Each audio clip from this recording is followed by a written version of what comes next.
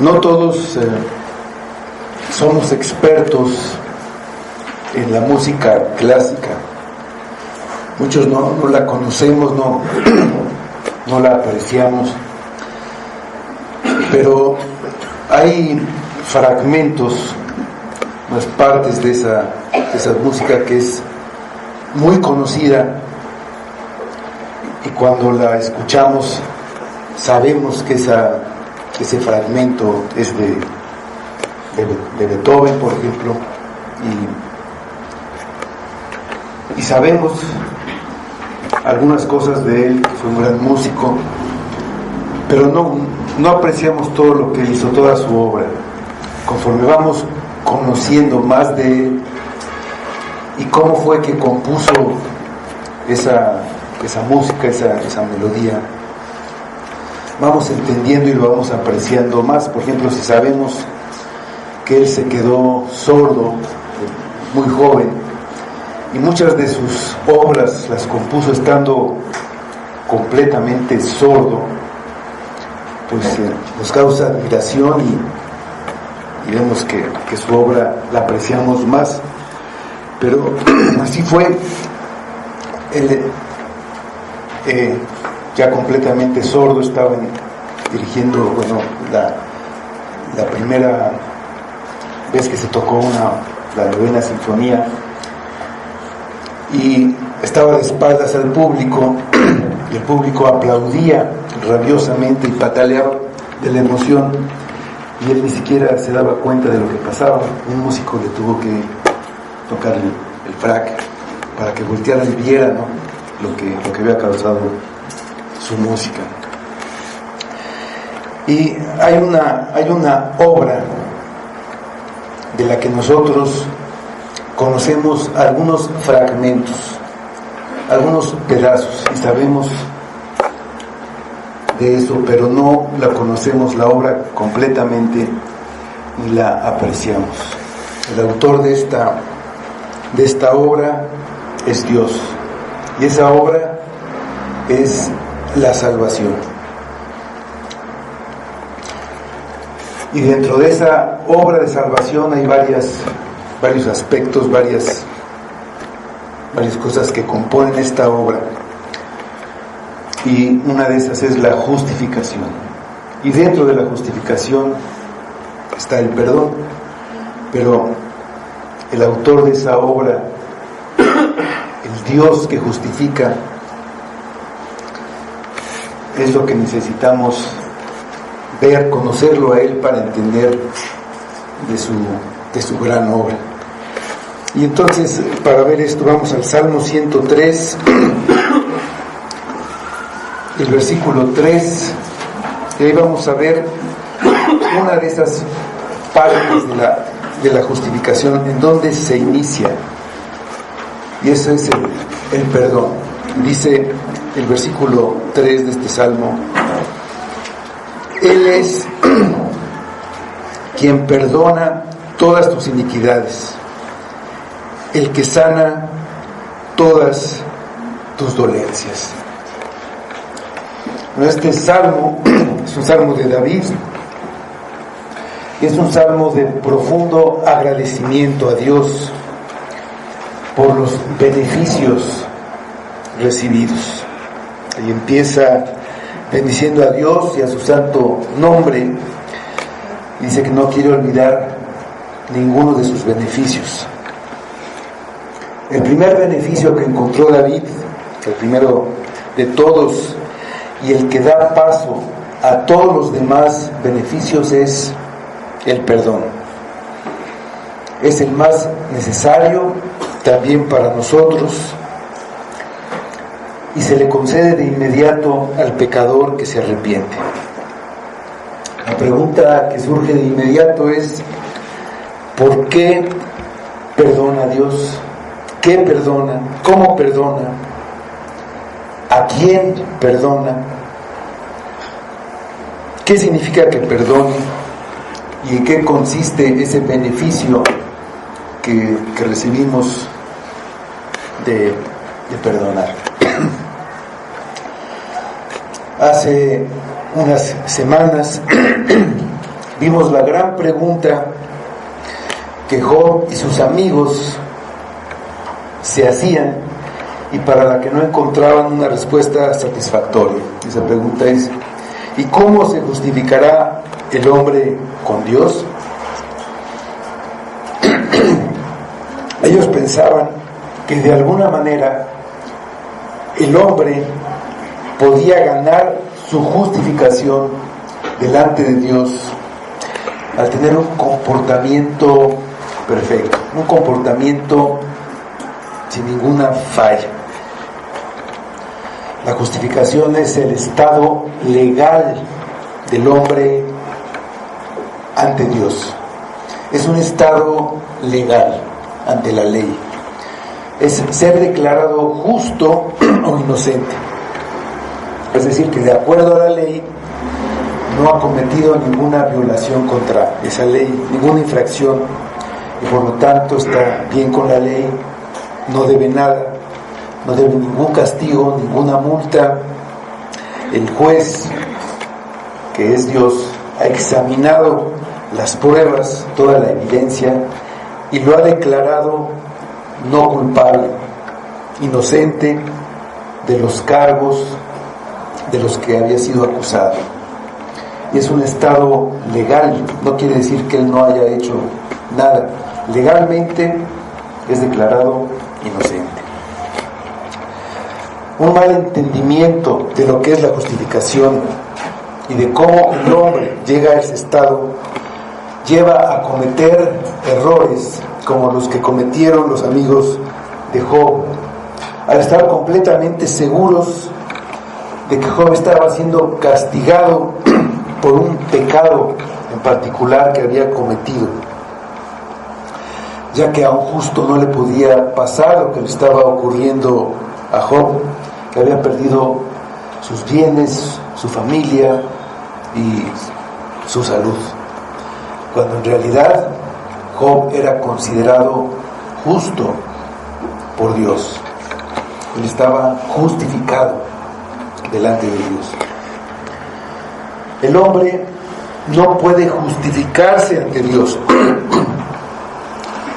no puede presentar pruebas de que no ha pecado, de que no ha violado la ley de alguna manera. Tampoco puede presentar un comprobante de que ha pagado la multa, el castigo que merecían sus faltas. Si él presentara ese comprobante, tendría que ser declarado justo, porque ya no debería nada delante de la ley. Habría pagado su deuda con la justicia y tendría que ser dejado en libertad. Pero eso es imposible, porque lo que hay que pagar, la paga del pecado, es muerte. Por haber pecado, la pena establecida por la ley es la muerte, primero la muerte física, después la muerte eterna. Entonces, ¿cómo podría una persona ser justificada ante Dios? Nosotros podemos pensar que es algo muy sencillo. ¿Quién no sabe que la justificación es por la fe? Todos lo sabemos. Podríamos pensar que no es algo muy importante. La justificación por la fe es algo elemental. Es lo primero que aprende un creyente. Por lo que, habiendo aprendido eso más elemental, podríamos dejar eso atrás para aprender cosas más profundas, más interesantes y más atractivas. Pero no debe ser que pensemos así. La vez pasada se mencionó las consecuencias legales de la caída de Adán y el efecto que tuvo esa caída sobre todos nosotros y aún sobre el universo entero, ese solo acto de rebelión. Y eso demanda responder a esa pregunta. Y vimos en el pasaje de Job cómo al dar Dios respuesta a esa pregunta, ha hecho una manifestación de sí mismo en verdad grande. Ha demostrado aspectos de su persona que la obra de la creación, lo que podemos ver, no muestra. Eso es lo que contiene el Evangelio. Y en especial, cómo justifica por la fe a un pecador. Esa es la base de donde se deducen todas las bendiciones que contiene la gracia salvadora de Dios por medio de Cristo. La obra de justificación por la fe que Dios ha ordenado tiene una conexión directa con la gloria de Dios y viene a ser la fuente de paz, consuelo, vigor y contentamiento que debemos aprender a extraer de ahí, de donde está, del Evangelio, para honrar y servir a Dios y hacer bien a nuestras almas y a las de otros. Para poder apreciar debidamente la justificación, no podemos verla aislada, sino en conjunto con otras enseñanzas con las que está relacionada, y así obtendremos una visión más real de esa magnitud que tiene el Evangelio. Por sí sola no vemos la importancia que tiene. Es como tratar de analizar una pintura artística. Tenemos que considerarla en cuanto a la época en que fue pintada, la corriente a la que pertenece su autor, impresionista, modernista, en fin. Y finalmente, ya yendo a la pintura, la calidad particular de ese cuadro. Solo así podemos darle un valor más adecuado a la realidad.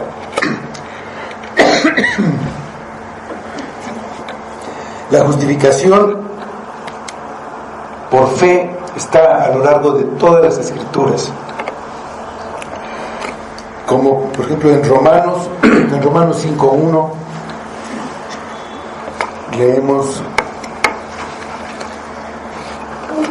justificados pues por la fe, tenemos paz para con Dios por medio de nuestro Señor Jesucristo. En Romanos 3, en el versículo 22, vemos que la justicia de Dios por medio de la fe en Jesucristo para todos los que creen en Él, porque no hay diferencia. En el 26, con la mira de manifestar en este tiempo su justicia, a fin de que Él sea el justo y el que justifica al que es de la fe de Jesús. En el 30, porque Dios es uno y Él justificará por la fe a los de la circuncisión y por medio de la fe a los de la incircuncisión. En el libro de Gálatas, en capítulo 2, versículo 16, dice: sabiendo que el hombre no es justificado por las obras de la ley, sino por la fe de Jesucristo. Nosotros también hemos creído en Jesucristo para ser justificados por la fe de Cristo y no por las obras de la ley, por cuanto por las obras de la ley nadie será justificado. La justificación nos lleva primero a Dios, el autor de esa obra. ¿Cómo justifica Dios? ¿Cómo da esa justicia que no es del hombre, que es suya, que es de Dios? ¿Cómo la da al hombre? Siendo Dios quien es, en su justicia y en su santidad, ¿cómo puede hacer una obra así para salvar al pecador? Otro aspecto al que apunta la justificación es al hombre que va a ser justificado. ¿Cómo es que esa justicia con la que puede ser justificado no es de él, sino de otro? ¿Y cómo es que la recibe? ¿Cómo es que pasa a ser de él? ¿De qué estamos hablando? ¿Qué es la fe que justifica? ¿Por qué muchos dicen que tienen fe, pero no son justificados? Son cuestiones del cuadro de la justificación por la fe que nos ayuda a resaltar esta importante obra y a distinguir bien el alcance que tiene. El día de hoy veremos esas verdades relacionadas con la justificación por la fe, la naturaleza del autor de esa obra, la naturaleza del Dios que justifica. La justificación por la fe es lo que es, porque Dios es quien es. Por aquí debemos empezar, por Dios, como pasa con muchas de las grandes verdades y asuntos de nuestra vida. Empiezan ahí, en Dios. Entonces repasemos algunas de las características de Dios que conectan con esta doctrina: la santidad, la justicia y la verdad, la veracidad de Dios. Él es verdad. Cómo Dios es infinita e inmutablemente santo, justo y verdadero. Vamos a ver primero la santidad. Las palabras no olvides ninguno de sus beneficios están en el versículo 2 del Salmo.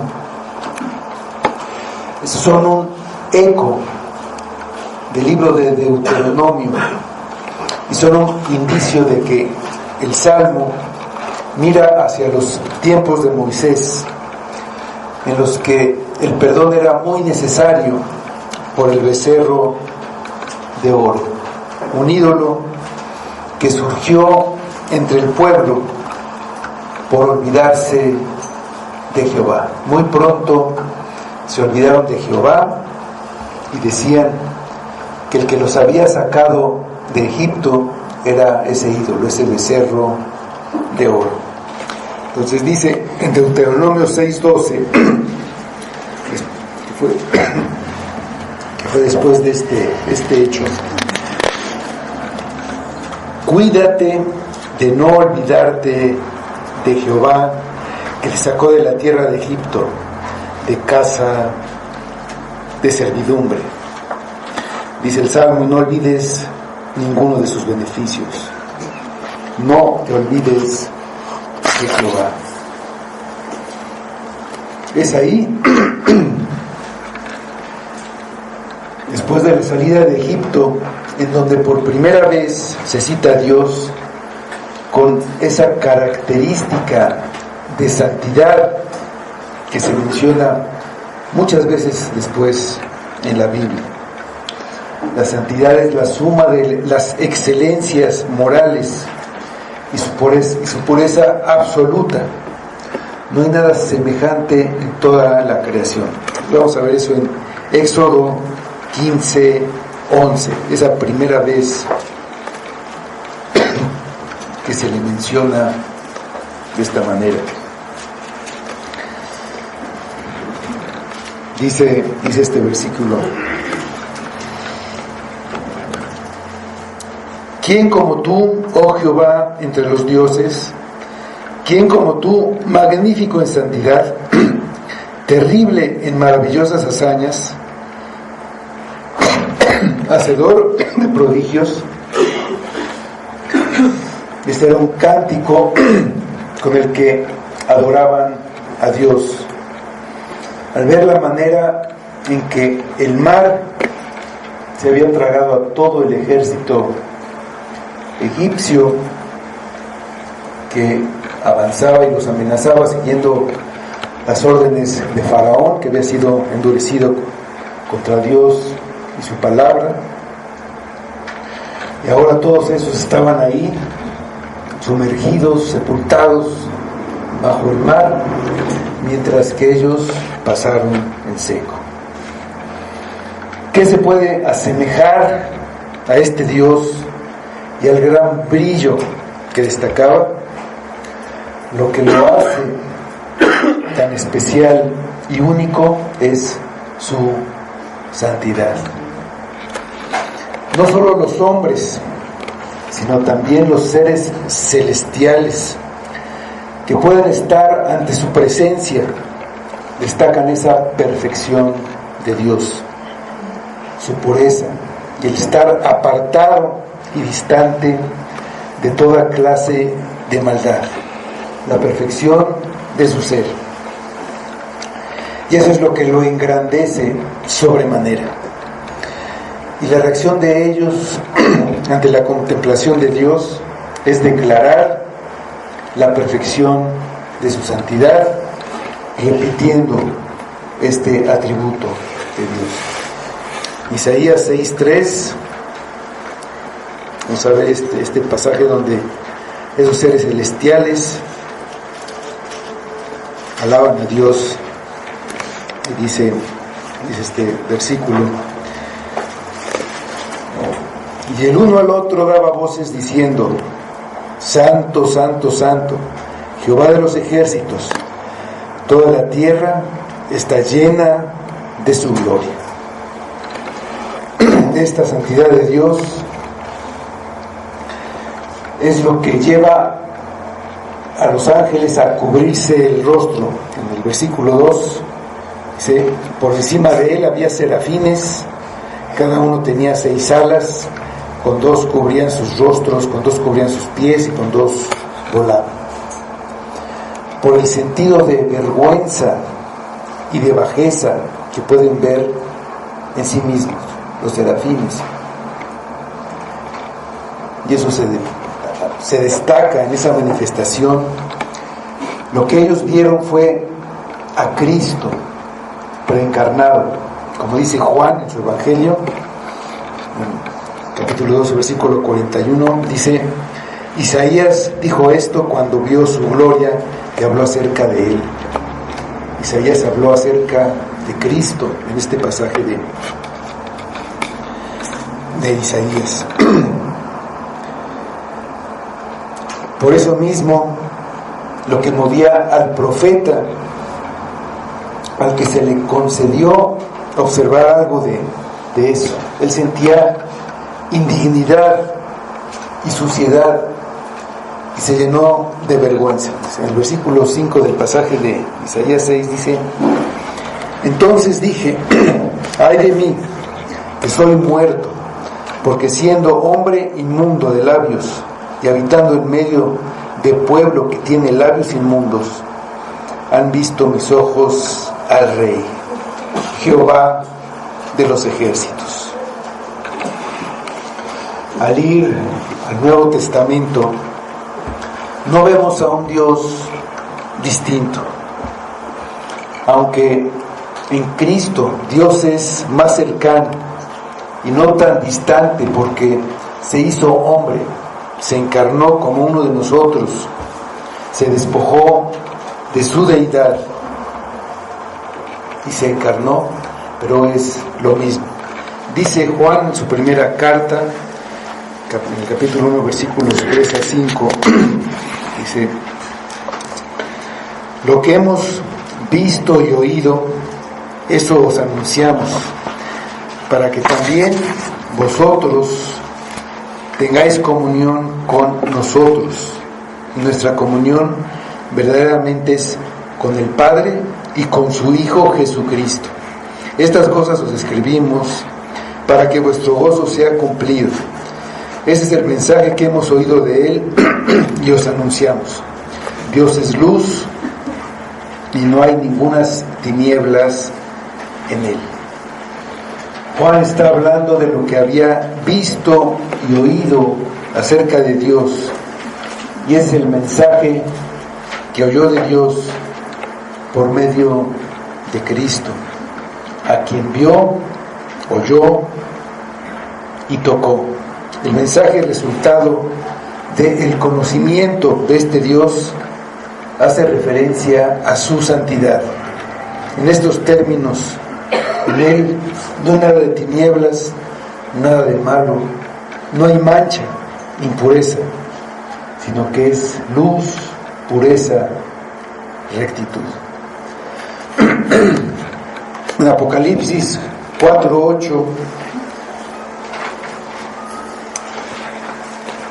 leemos: y los 4 seres vivientes tenían cada uno 6 alas, y alrededor y por dentro estaban llenos de ojos, y no cesaban día y noche de decir: Santo, santo, santo es el Señor Dios Todopoderoso, el que era, el que es y el que ha de venir.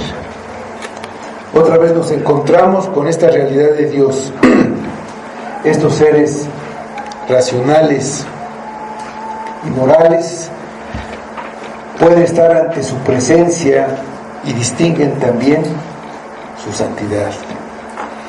Está en su trono, el lugar donde con gran majestad y dominio gobierna toda la creación.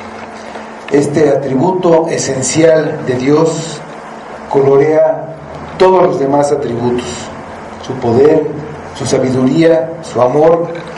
Todo está enmarcado en su santidad, y por eso todo es bueno y alejado del mal en todo cuanto hace. ¿Qué relación tiene esta característica o este atributo de Dios con la justificación por la fe? Mucha. Tiene todo que ver. Lo que cierto predicador dijo: Dios no puede ser indiferente, complaciente con aquello que es una contradicción contra Él mismo. Nos puede explicar lo que es la santidad para Dios. ¿Y qué es eso que puede ser una contradicción para Él? Pues la obra y la presencia del pecado representa la gran contradicción a lo que es luz, a la santidad. Tal cosa es contraria a Dios y despierta su rechazo e indignación. En nuestro versículo, Él es quien perdona todas tus iniquidades. Ese versículo nos afirma que el Dios que nos creó no puede permanecer indiferente ante el pecado, sino que Dios tiene que reaccionar y responder. Esto corresponde a su naturaleza santa. No puede convivir con el pecado y de alguna manera lo quita. Por eso lo perdona, para poder tener una relación con nosotros. El hecho de que perdone habla de que necesariamente hay una acción nuestra, una rebelión en su contra, algo que lo dañó, algo que lo ofendió, y por eso tiene que perdonar. Lo mismo que Habacuc 1:13 dice: muy limpio eres de ojos para ver el mal, ni puedes ver el agravio. ¿Por qué ves a los menospreciadores y callas cuando destruye el impío al más justo que él? Esa limpieza de ojos para no ver el mal y el agravio quiere decir que no puede ver tal cosa y permanecer indiferente. No puede seguir igual, sino que su santidad lo lleva a reaccionar contra eso que es contrario a Él en esta su creación, donde Él es el Rey y soberano. En esto consiste precisamente la ira de Dios, en el rechazo e indignación que despierta en Él por su santidad todo eso que es contrario a Él. Es justo, santo, un Dios de verdad. La ira de Dios es la respuesta justa contra aquello que es una contradicción contra Él.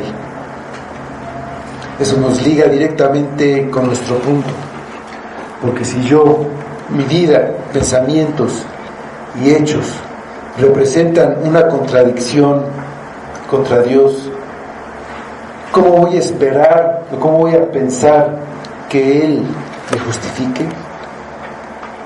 La ira sería lo contrario a su santidad, y yo la provoqué con mis pecados. Por esta razón, muchos viven tranquilos y ajenos. No se plantean las preguntas del Salmo 103, que es la que corresponde a todo ser moral y responsable. ¿Por qué? Porque no entienden la santidad de Dios. La idea que tienen de Dios no contiene la santidad de la que hablamos, sino que está llena de otras ideas, otros conceptos, cuyo resultado es tener una imagen de Dios, de un Dios más complaciente,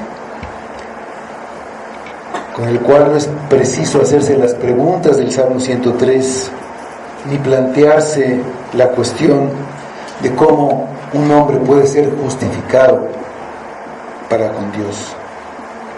Llegar a ser consciente de que el único Dios verdadero, revelado en las Escrituras, ante cuyo rostro vives y que te va a juzgar en el día del juicio final, que es el Dios infinita e inmutablemente santo, que reacciona contra todo aquello que es una contradicción contra su naturaleza, te lleva a reaccionar como los ángeles de Isaías 6, humillándote, y como Isaías, verte como un hombre muerto ante esa santidad. Porque esta es su creación, su mundo, y todo lo que se hace aquí tiene que ver con Él. Distinguimos las señales de que estamos viviendo en un mundo bajo la maldición de Dios. Dice en Génesis 3:17: y al hombre dijo: por cuanto obedeciste a la voz de tu mujer y comiste del árbol que te mandé, diciendo: no comerás de él, maldita será la tierra por tu causa, con dolor comerás de ella todos los días de tu vida.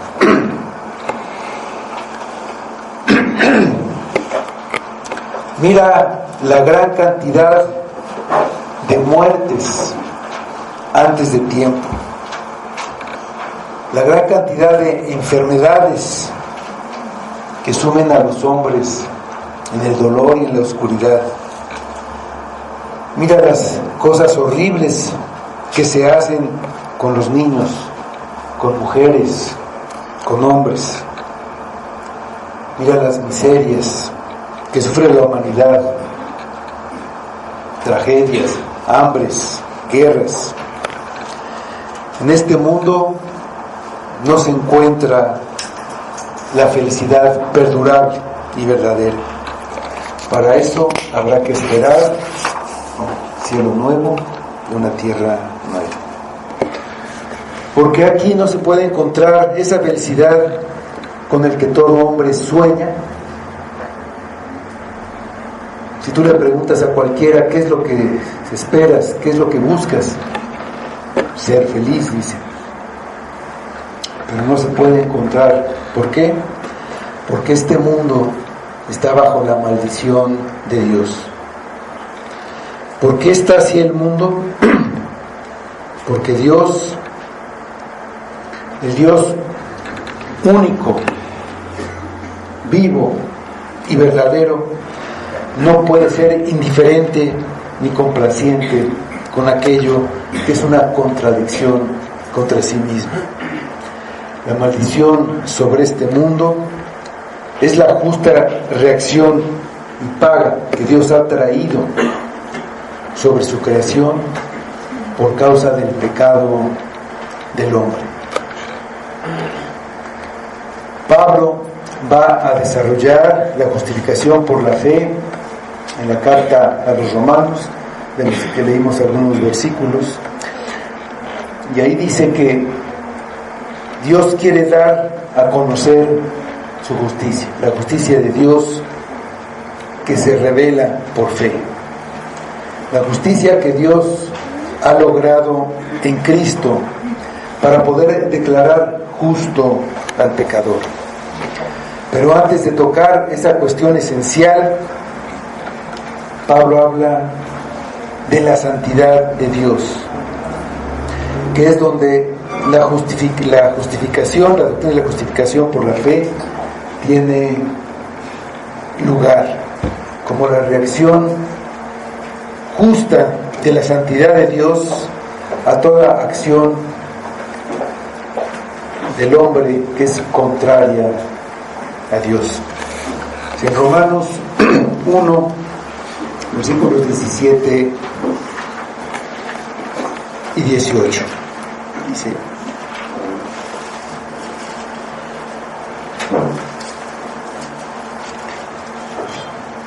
porque en el Evangelio la justicia de Dios se revela por fe y para fe, como está escrito: mas el justo por fe vivirá. Porque la ira de Dios se revela desde el cielo contra toda impiedad e injusticia de los hombres que detienen con injusticia la verdad. Cuando no se está bajo esa idea de Dios, su santidad, esa noción de quién es Dios, no se quiere hablar de la justificación por la fe. No hace falta. Si quieren tratar otras cosas más positivas, nos sentimos más grandes y sabios. Queremos que Dios se amolde más a nuestra propia y particular manera de ver la vida y de vivir. Al hombre por naturaleza no le gusta la santidad de Dios, porque la santidad de Dios trae la idea de la ira de Dios, y la ira de Dios implica que tenemos que tratar con nuestro pecado. Cuando la doctrina de la justificación no se aprecia y no se considera con la debida importancia, comienza a desaparecer la reverencia. Se trata a Dios con ligereza y empieza a sobresalir el hombre, sus ideas, sus cualidades y sus sentimientos, porque se busca la satisfacción personal. Si se le quita a Dios su santidad, la justificación por la fe deja de ser buscada y ya no es el consuelo ni la base de nuestra libertad.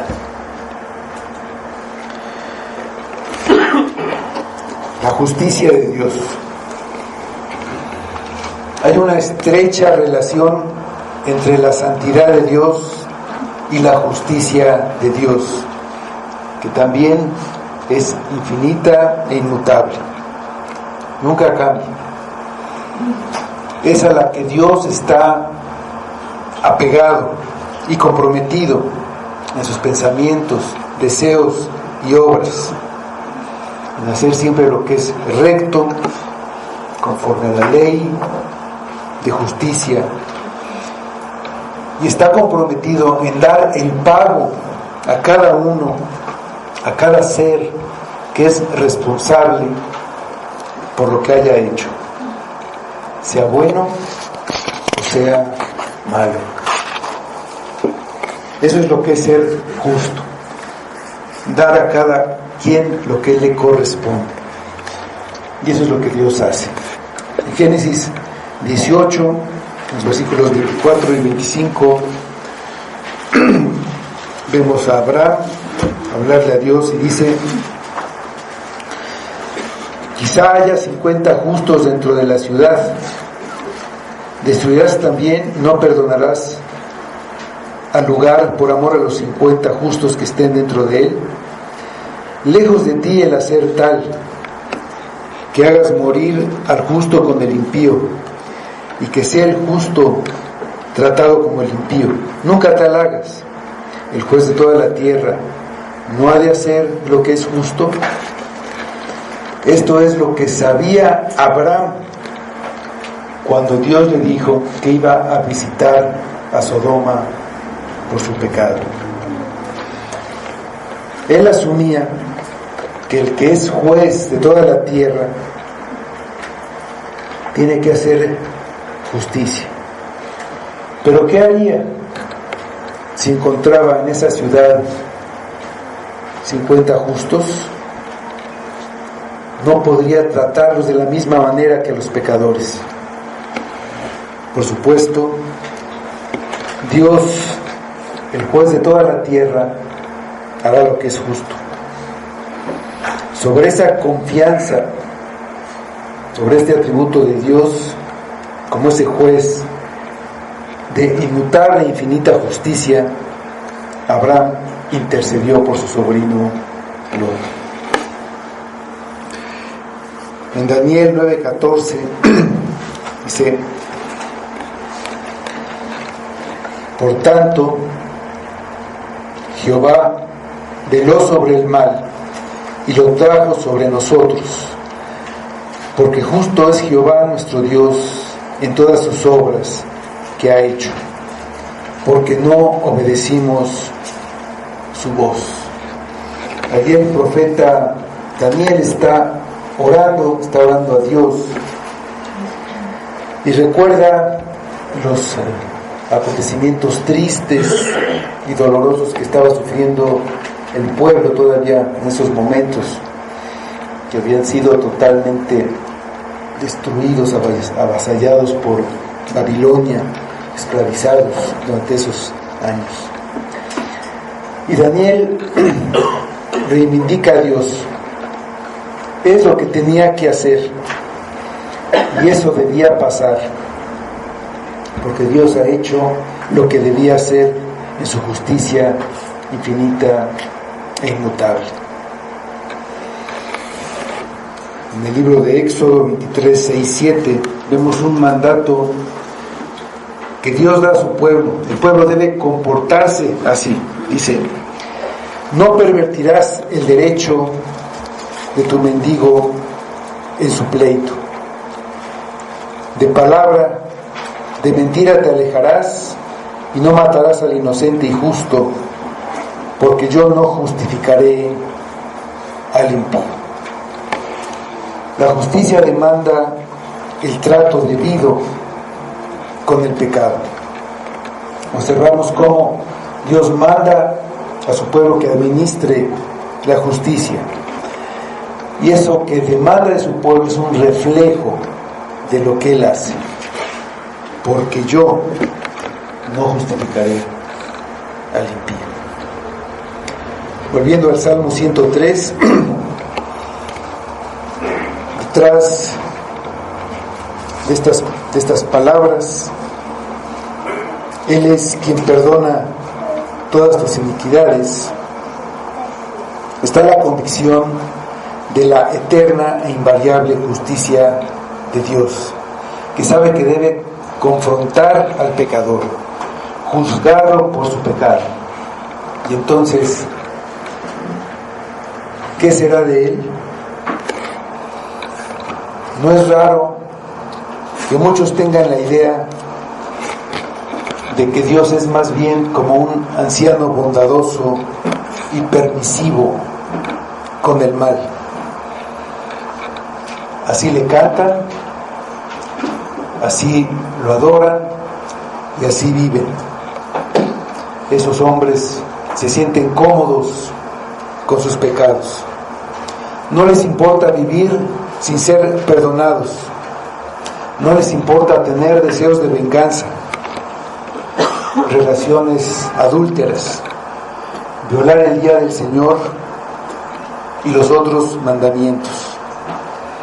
Porque ese Dios al que adoran pasa por alto cualquier cosa que hagan. El Dios que vino a mostrar Cristo no es así. Su justicia es inflexible, es infinitamente justo y santo. Conocer estas realidades de Dios te lleva a sentir el peso de la justicia de Dios sobre tu alma por causa del pecado con el que has violado su voluntad y la ley que Dios nos dio como el juez justo. Y estar bajo el peso de tu propio pecado es lo que te llevará a la gran pregunta: ¿cómo se justificará el hombre ante Dios? Considerar seriamente la realidad de Dios como justo te prepara para buscar y considerar la justificación por la fe, la cual Dios ha ideado y realizado para ese hombre que no puede soportar estar bajo la justicia de Dios. Recuerda cómo clamaba el publicano. No quería alzar los ojos al cielo y decía: Dios, sé propicio a mí, pecador. ¿Qué puedo hacer? No tengo escapatoria, no puedo huir, no tengo dónde esconderme. Ese es el peso de la justicia de Dios que lleva a la justificación por la fe. Vamos a leer el pasaje de este publicano en Lucas 18, 13 y 14. Dice: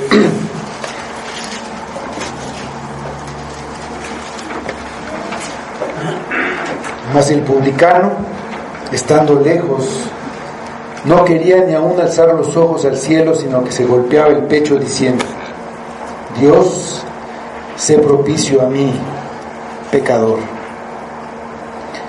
Os digo que éste descendió a casa justificado antes que el otro, porque cualquiera que se enaltece será humillado, y el que se humilla será enaltecido. La justicia de Dios nos lleva a la gran pregunta: ¿hay alguna manera, hay algún camino que me pudiera librar de la justicia de Dios que se dirige contra mí? Así es como estoy preparado para oír y recibir la asombrosa respuesta de Dios en la justificación por la fe, en la cual se despliega su gloria, la gloria de su asombrosa gracia y compasión por los pecadores. Por último, tenemos la veracidad de Dios. Dios es lo que dice y dice lo que es. Dios es infinita e inmutablemente verdadero, como en todos sus demás atributos. Nunca cambia. En un mundo de engaño, donde Hasta la clase gobernante con frecuencia tiene un doble lenguaje. Dicen una cosa, piensan otra y hacen otra. Dicen lo que no es y sus promesas apenas tienen peso. En un mundo que se sustenta con mentira, con medias verdades, en ese mundo en el que vivimos y como vivimos en la mentira, se hace muy difícil pensar que Dios es invariablemente veraz, quien dice la verdad de todas las cosas. Dice Números 23, 19.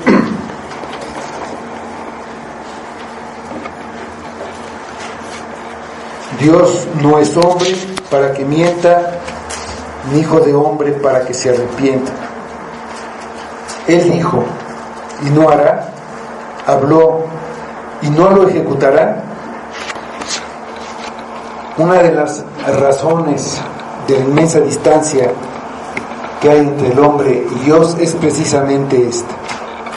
Dios no es hombre para que mienta. No puede mentir. Eso es contrario a su naturaleza. Las cosas que Dios no puede hacer son esas, ir en contra de su naturaleza. El consuelo, la seguridad, la esperanza, la fe, esas virtudes de los creyentes solo se pueden sustentar y se sustentan sobre la veracidad de Dios. Y saber que Dios dice la verdad y lo que dice es cierto y se cumplirá todo. Pero es que además una de las cosas que ha facilitado el gran avance de la tecnología es que el hombre viva en sus sueños e imaginaciones. Y no importa si es verdad o mentira, lo importante es estar ilusionado, ilusionarse con todo este mundo imaginario. Así la gran cantidad de personajes, de películas, de invitaciones a soñar. ¿Y cuántos viven en un mundo imaginario, alimentado por películas, canciones, contactos por internet, las redes sociales? No importa que sea falso, que sea una ilusión, ese sueño es el que vive. Dios nos dice la verdad, nos declara la verdad del mundo en el que vivimos. Nos dice que vivimos en un mundo creado por Él y gobernado por sus leyes, y que Él es justo y santo. Y por eso el pecado es una realidad dura y seria, por cuanto la paga del pecado es la muerte. Él nos dice que ha establecido un día en el que juzgará a todos los hombres según lo que hayan hecho en esta vida. Pero también nos dice que ningún hombre podrá ser justificado por sus obras ni por sus hechos en ese día. Y tras ese juicio, los que no tengan esa justicia, los que no sean justificados, serán condenados al infierno, al lago de fuego, donde será el lloro y el crujir de dientes. Y los que sí fueron justificados entrarán en el reino preparado de Dios para la vida eterna. El Dios que no miente también nos dice que la salvación que libra de esa condenación y que lleva a ese reino solo viene de Él, porque la justificación es solo por la fe. El diablo, el padre de mentira, vendrá y dirá: eso no es verdad.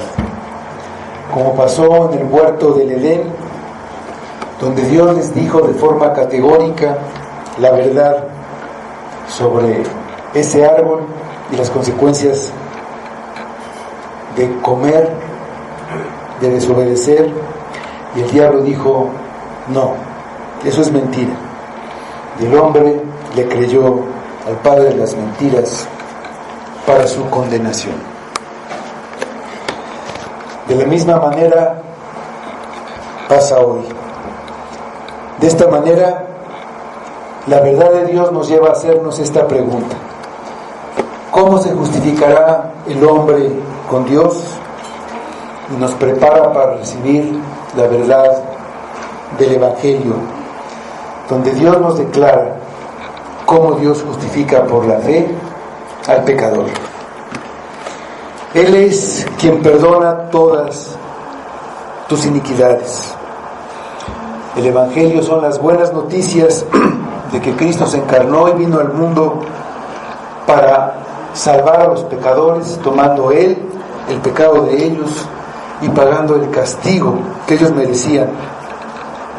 Y no solamente eso, no se detuvo en perdonar, sino que les da su justicia, la justicia que es de Cristo, su vida y obediencia sin fallar en ningún punto la ley. La justificación es más que el solo perdón. Eso es lo que predicó Jesús. El tiempo se ha cumplido y el reino de Dios se ha acercado. Arrepentíos y creed en el Evangelio. Es por la fe, es por creer en Cristo. No es la fe lo que salva, es Cristo. La fe solamente es el medio por el que fluye la salvación. Pero sin fe no puede llegar la salvación. Así como el agua no puede llegar a tu casa si no existe una tubería. Arrepiéntete y cree en el Evangelio. Tú dices que tienes fe, y tu fe puede ser débil. Leíamos en la confesión, puede fallar, pero si es una fe verdadera, una fe que justifica, va a perseverar hasta el fin, sin importar las cosas que pasen o que tengas que vivir. Decía: arrepiéntete y cree en el Evangelio. Dice el Salmo: Él es quien perdona todas tus iniquidades, el que sana todas tus dolencias, el que rescata del hoyo tu vida, el que te corona de favores y misericordias.